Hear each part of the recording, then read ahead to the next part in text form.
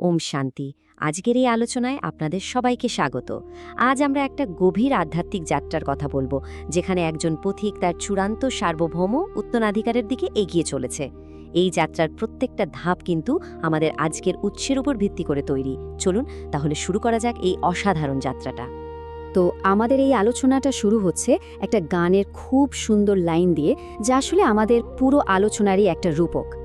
রাতের পথিক হয়েও না শ্রান্ত, মানে অজ্ঞানতার অন্ধকার থেকে জ্ঞানের ভোরের দিকে যাত্রা। ঠিক এই যাত্রাটাই কিন্তু আমাদের আজকের আলোচনার মূল বিষয়। আচ্ছা, যে কোনো যাত্রার জন্যই তো একজন গাইড বা পথপ্রদর্শক লাগে, তাই না? কিন্তু আমাদের এই বিশেষ যাত্রায় সেই পথপ্রদর্শকটা কে? চলুন বিষয়টা একটু গভীরে গিয়ে দেখি। উৎসটা আমাদের দিকে একটা খুব সাধারণ কিন্তু গভীর প্রশ্ন ছুড়ে দেয়।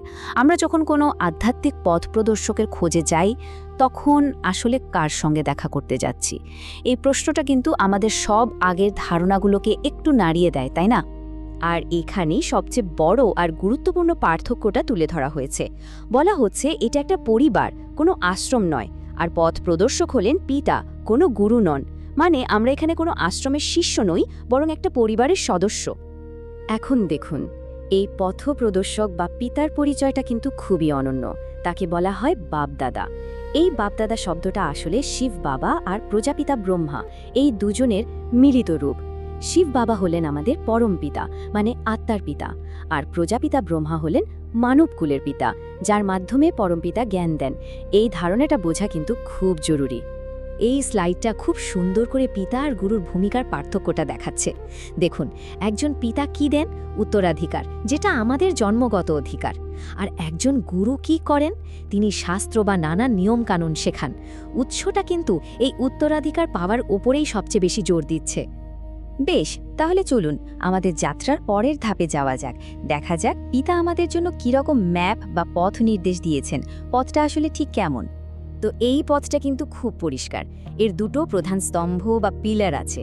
একটা হলো জ্ঞান আর অন্যটা হলো স্মরণ বা যোগ। এই দুটো কিন্তু একসাথেই কাজ করে, আমাদের যাত্রাকে সফল করে তোলে। জ্ঞান আর স্মৃতির কাজ কিন্তু আলাদা, কিন্তু একে অপরের সাথে জুড়ে আছে। যেমন ধরুন, জ্ঞান আমাদের আত্মিক পোশাককে রঙিন করে তোলে, মানে আমাদের বোঝাপড়াকে সুন্দর করে।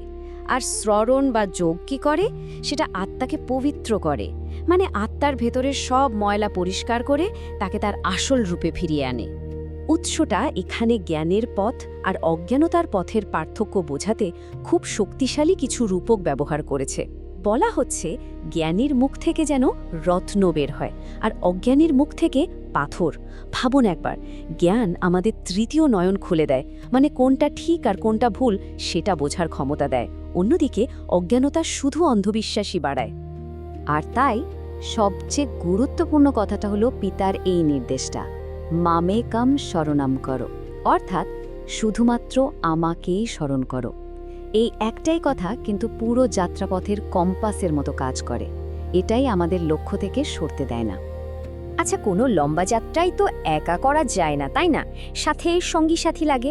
তাই উৎসটা আমাদের সহযাত্রী বেছে নেওয়ার ব্যাপারেও খুব বাস্তব কিছু পরামর্শ দিচ্ছে, কারণ ভালো সঙ্গ আমাদের যাত্রাকে অনেক সহজ করে দেয়।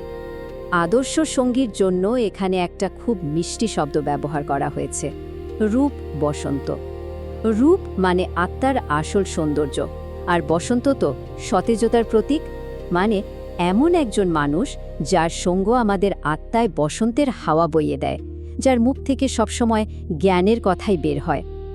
এই স্লাইডে একদম পরিষ্কার করে বলা আছে আমাদের কি করতে হবে। প্রথমত, রূপ বসন্তদের সঙ্গ করতে হবে, মানে যারা সেবাধারী, যাদের কথায় জ্ঞান রয়েছে।